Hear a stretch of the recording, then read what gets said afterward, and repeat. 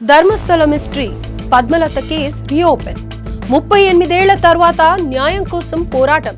నమస్తే, ఆంధ్రప్రభకి స్వాగతం. నేను ప్రియా కౌశిక్.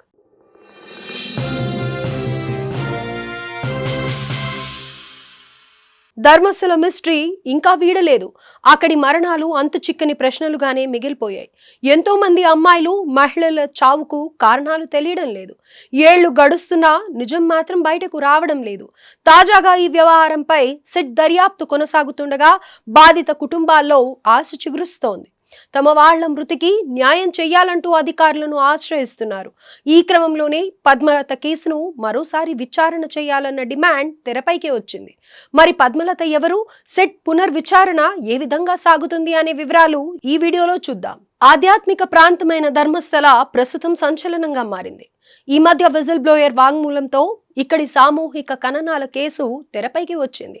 ఆ ప్రాంతంలో ఎంతో మంది అమ్మాయిలు, మహిళల శవాలను పూడ్చిపెట్టానన్న మాజీ శానిటేషన్ వర్కర్ స్టేట్మెంట్తో సిట్ రంగంలోకి దిగింది. విచారణలో భాగంగా పలు అనుమానిత ప్రాంతాల్లో తవ్వకాలు చేస్తోంది. ఈ హత్యల పరంపర నిన్న మొన్న మొదలైంది కాదు, 1979లోనే ప్రారంభమైంది.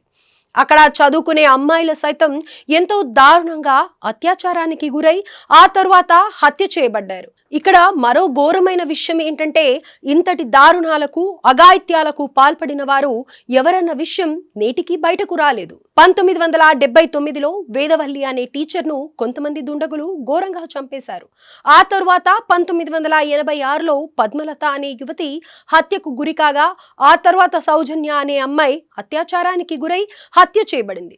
ఈ విధంగా ఆ ప్రాంతంలో హత్యల పరంపర కొనసాగుతోంది. ఇందులో మనం సౌజన్య హత్య కేసు గురించి ఆల్రెడీ ఇదివరకే ఓ వీడియోలో వివరాలు తెలియజేశాం. ఇక ఈ కేసు వ్యవహారానికి వస్తే, పద్మలత ఉజిరేలోని SDM కాలేజ్లో PUC second year student. 1986 December 22న కాలేజీ డేకు హాజరయ్యింది. ఇంటి నుంచి బయలుదేరింది, కానీ తిరిగి రాలేదు. దాదాపు 56 రోజుల తర్వాత, అంటే ఫిబ్రవరి 17న సమీపంలోని అటవీ ప్రాంతంలో అస్థిపంజరంగా కనిపించింది. చేతులు, కాళ్ళు కట్టివేసిన స్థితిలో ఓ ఎముకల గూడు లభించింది. ఆ దృశ్యాన్ని చూస్తే గుండె ముక్కలైపోతుంది. అంత దారుణమైన పరిస్థితిలో కనిపించింది ఆమె మృతదేహం. పద్మలతను ముందుగా కిడ్నాప్ చేసి లైంగికంగా వేధించి ఆ తరువాత హత్య చేశారు. అనంతరం శవాన్ని అడవిలో పడేశారు. అయితే ఈ కేసుపై అప్పుడు దర్యాప్తు జరిగినప్పటికీ ఫలితం లేదు.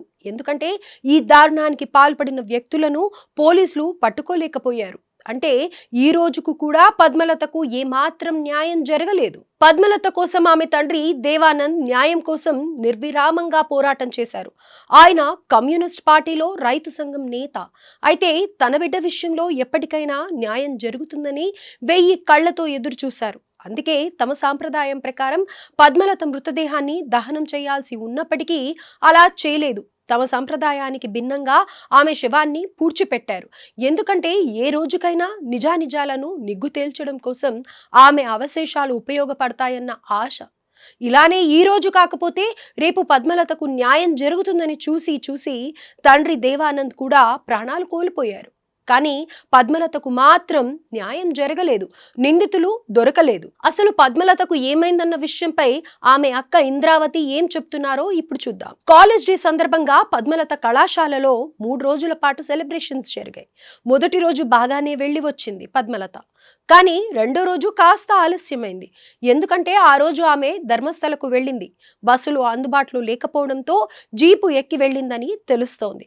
తిరిగి వస్తుందని అంతా భావించారు. కానీ పద్మలత రాలేదు. ఆమె కోసం తండ్రి దేవానంద్ బస్టాండ్ ప్రాంతంతో పాటు చుట్టుపక్కల తీవ్రంగా గాలించారు. కానీ ఫలితం దక్కలేదు. పద్మలత కనిపించలేదు. దీంతో ఆ తర్వాత రోజు దేవానంద్ బెతహెళ్లి పోలీస్ స్టేషన్లో కంప్లైంట్ ఇచ్చారు. కానీ పోలీసులు ఎవరూ ఫిర్యాదు తీసుకోలేదని తెలుస్తోంది. అయితే కమ్యూనిస్ట్ పార్టీ పెద్దలకు విషయం తెలియడంతో పోలీసులు ఎట్టకేలకైతే కేసు నమోదు చేశారు. కానీ విచారణ మాత్రం సరిగ్గా జరగలేదు. పోలీసులు నిర్లక్ష్యంగా వ్యవహరించారు, కాలయాపన చేశారు. ఈ క్రమంలోనే 56 రోజుల తర్వాత పద్మలత మృతదేహం లభించింది. అది కూడా కేవలం అస్థిపంజరంగా. అక్కడ దొరికిన డ్రెస్, వాచ్ ఆధారంగా అది పద్మలత డెడ్ బాడీగా గుర్తించారు కుటుంబ సభ్యులు. అయితే ఈ కేసులో ఎలాంటి ఆధారాలు దొరకలేదని చెప్పి పోలీసులు కేసును క్లోజ్ చేశారు. సిబిఐతో దర్యాప్తు జరిపించాలని దేవానంద్ డిమాండ్ చేశారు. అయితే ఆ టైంలో ఈ కుటుంబానికి ఎవరూ సపోర్ట్ గా నిలవలేదు. పద్మలత మరణం అప్పట్లో సంచలనంగా మారినప్పటికీ ఆ తర్వాత అందరూ ఈ విషయాన్ని మర్చిపోయారు. దుండగులు అప్పటి వ్యవస్థలన్నింటినీ మేనేజ్ చేశారు. విషయాన్ని బయటికి రానివ్వకుండా తొక్కేశారు. అప్పట్లో సోషల్ మీడియా కానీ అంత యాక్టివ్గా లేవు. దీంతో ఈ దారుణానికి పాల్పడింది ఎవరన్న విషయాన్ని ఎవరూ తెలుసుకోలేకపోయారు. కనీసం పోలీసులు కూడా సరైన న్యాయం జరిపించలేదు. విచారణను గాలికి వదిలేశారు. చూసి చూడనట్లుగా వ్యవహరించారు. ఆధారాలు లేవన్న సాకు చెప్పి కేసును క్లోజ్ చేశారు. దీంతో కుటుంబ సభ్యులకు ఏం చేయాలో పాలుపోలేదు. తోబుట్టువును తండ్రిని పోగొట్టుకున్న ఇంద్రావతి ఆ బాధను దిగమింగుకుంటూ తమ కుటుంబానికి జరిగిన అన్యాయంపై ప్రతి క్షణం కుమిలిపోతున్నారు. మానసికంగా కుంగిపోతున్నారు. అయినా ఆశను మాత్రం వదులుకోలేదు.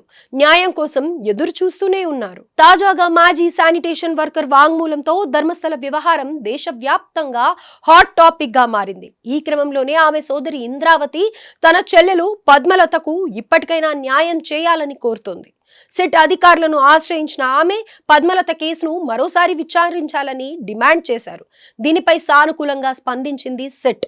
దాదాపు 39 ఏళ్ల తర్వాత కేసును విచారించేందుకు అంగీకరించింది. అంతేకాదు దర్యాప్తులో భాగంగా ఈ కేసుతో సంబంధం ఉన్న వ్యక్తులపై విచారణ చేస్తోంది. మరి ఇప్పటికైనా పద్మలత హత్యకు కారకులు బయటపడతారా? పద్మలతకు న్యాయం జరుగుతుందా లేదా అన్నది చూడాల్సి ఉంది.